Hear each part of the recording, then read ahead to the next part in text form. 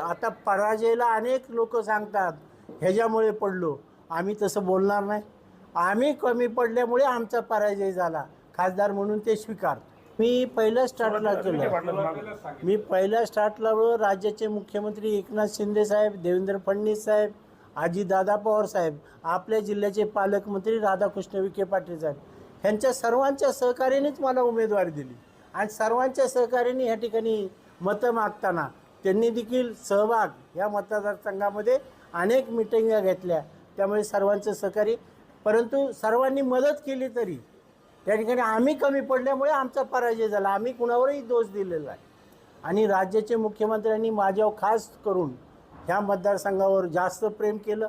त्याबद्दल मी मुख्यमंत्री, उपमुख्यमंत्री देवेंद्र फडणवीस, या ठिकाणी अजितदादा पवार साहेब असतील, या ठिकाणी मी उल्लेख करेन. आता मनसेचे पण अधिकारी